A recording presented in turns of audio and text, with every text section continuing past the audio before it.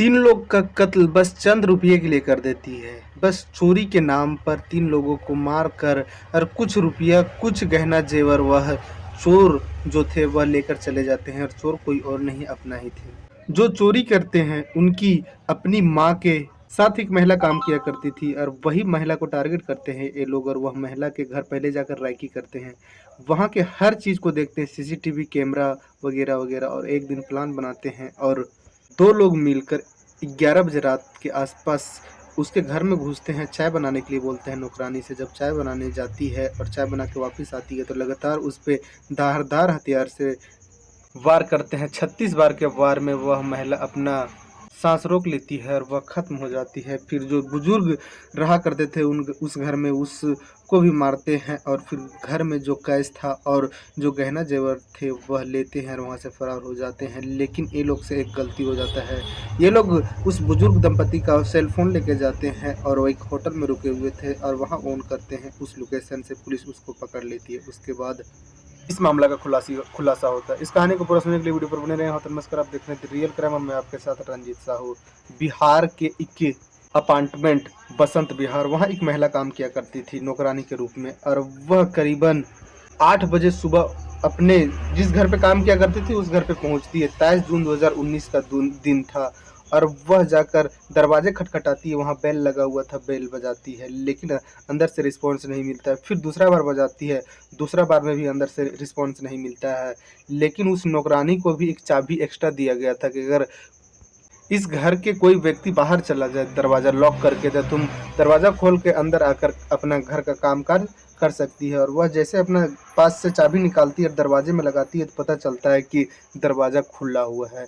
और जब दरवाज़ा को थोड़ा सा धक्का मार के अंदर जाती है तो देखती है कि ड्राइंग रूम में जो एक नर्स थी, उसी घर में एक नर्स काम किया करती थी और वह नर्स के लाश उस ड्राइंग रूम में पड़ा हुआ है। यानी कि पूरा शरीर से खून बह रहा था और इतना उसको उसका शरीर को काटा गया था कि वह नौकरानी देखती है तो उसके पैरों तले जमीन खिसक जाता है। वह थोड़ा आगे बढ़ती है तो देखती है उस घर में जो बुजुर्ग दंपति रहा करते थे उनका भी उसी हाल में कत्ल किया गया है। फिर वह महिला का चीख निकल जाता है। चीख सुनते हैं जब आसपास के लोग तो फिर वहाँ जुटते हैं और फिर वहाँ के नज़ारा जब आसपास के लोग भी देखते हैं तो सभी का होश उड़ जाता है।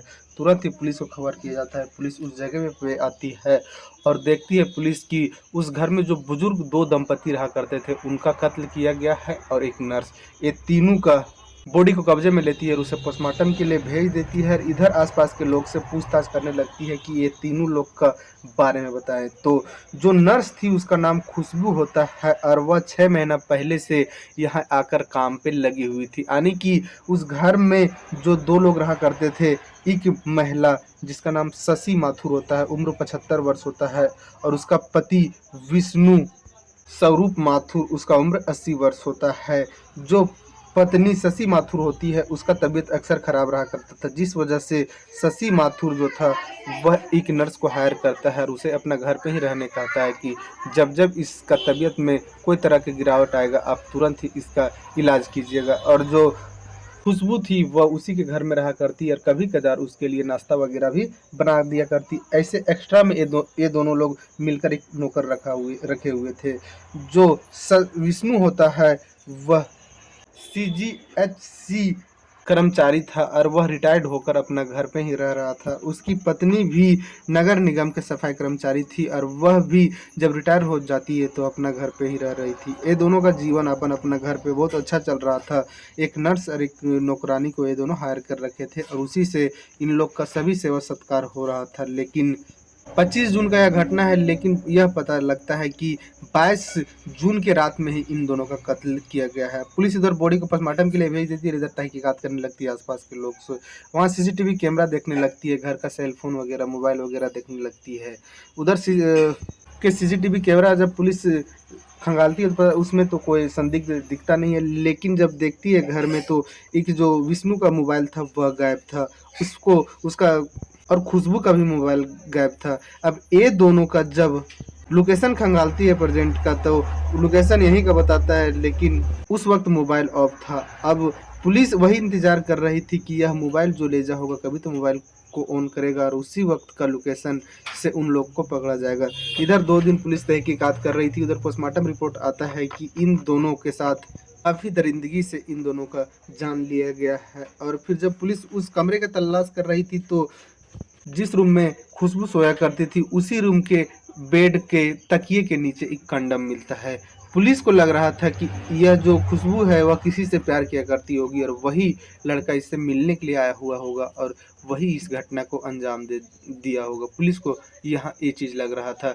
खुशबू के बारे में पुलिस पता कर रही तो खुशबू के बारे में कुछ वैसा पता नहीं चल पा रहा था। लेकिन 25 जून 2019 को अचानक जो खुशबू के मोबाइल लेके गए हुए थे उसका मोबाइल ऑन होता है और उसका जो बुजुर्ग दंपति विष्णु होता है उसका मोबाइल भी ऑन होता है। मात्र 10 सेकंड के लिए ऑन होता है और फिर तुरंत ही ऑफ कर दिया जाता है। लेकिन उतना में ही पता चल जाता है कि यह मोबाइल कहाँ से ऑन हुआ है।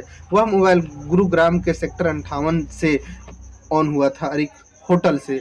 पुलिस वहाँ पहुँचती है होटल में, तब पता चलता है कि यहाँ कई लोग मैंने होटल के कमरे से निकल गए हैं। पुलिस उसके डिटेल मांगती है तो एक दो लोग इसमें संदिग्ध नज़र आते हैं। एक प्रीति सहरावत, इसका उम्र 42 वर्ष होता है और मनोज भट्ट जिसका उम्र 39 वर्ष होता है। ये दोनों पुलिस को संदिग्ध नज़र आते हैं। पुलिस इन दोनों का डिटेल निकालती है और एक जगह से इन दोनों को गिरफ्तार कर लेती है।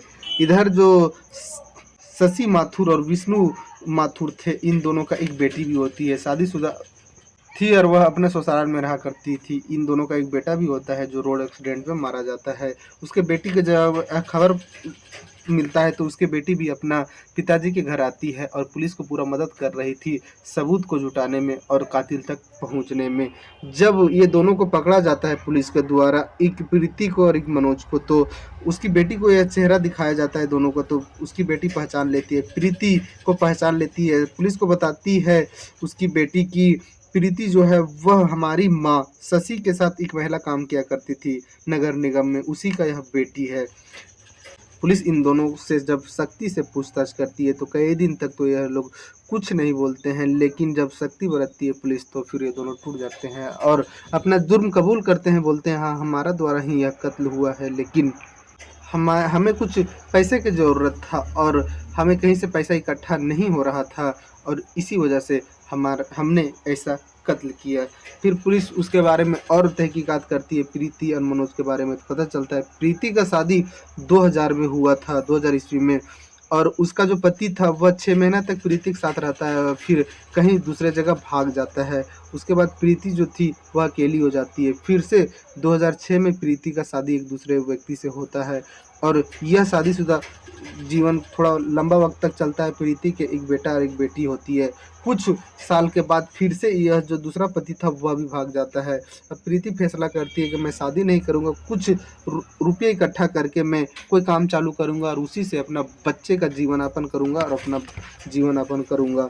और कई दिन के मेहनत के बाद जो पैसा इकट्ठा होता है, प्रीति के पास काम किया करती थी, वह पैसा से पीजी खोलती है। पीजी में जो भी लोग आया करते थे ग्राहक के रूप में पार्टी वगैरह करने के लिए, बर्थडे वगैरह मनाने के लिए, उसी से प्रीति का जीवन चल रहा था और बहुत अच्छा चल रहा था। लेकिन प्रीति के जीवन में एक व्यक्ति का एंट्री होता है। 2015 के वक्त था, प्रीति के पीजी में एक व्यक्ति आता है अपना बर्थडे मनाने के लिए, जिसका नाम मनोज भट्ट होता है। इन दोनों का मुलाकात वहीं होता है, दोनों काफ़ी बात करते हैं लंबे वक्त तक। उसके बाद दोनों में प्यार होता है, उसके बाद दोनों साथ रहने का फैसला करते हैं। लेकिन मनोज भट्ट के बारे में प्रीति को ज़रा सा भी पता नहीं था।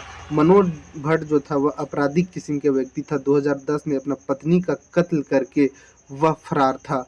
और जब प्रीति को मनोज से मुलाकात होता है, दोनों प्यार करते हैं, तो प्रीति कहीं न कहीं मनोज को ज़्यादा टाइम देने लगती है। इसका पीजी जो था वह कम चलने लगता है और फिर पीजी एक दिन बंद हो जाता है। प्रीति और मनोज बेरोजगार हो जाते हैं।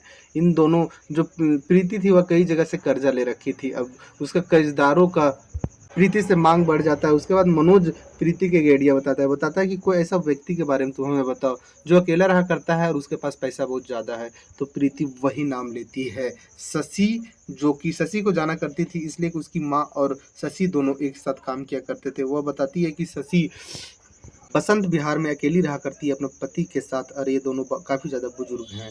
फिर ये दोनों एक दिन, प्रीति जो थी वह मिलने के लिए जाती है शशि से।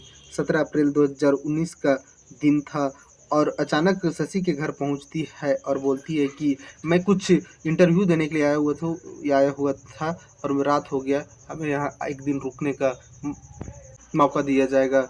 तो शशि तो बोलती है कि ये तुम्हारा घर है, इसलिए मैं तेरी माँ को जानता हूँ और तेरी माँ और हम दोनों एक साथ ही काम किया करते थे। इस तरह से शशि वहाँ जो प्रीति थी वह रुक जाती है और प्रीति जो थी वह खुशबू से उसी दिन दोस्ती कर लेती है। कई बार आती जाती है उसके कमरे पे और खुशबू और प्रीति में काफ़ी ज़्यादा दोस्ती भी बढ़ जाता है और फिर जाके बताती है मनोज का सारा कुछ प्रीति।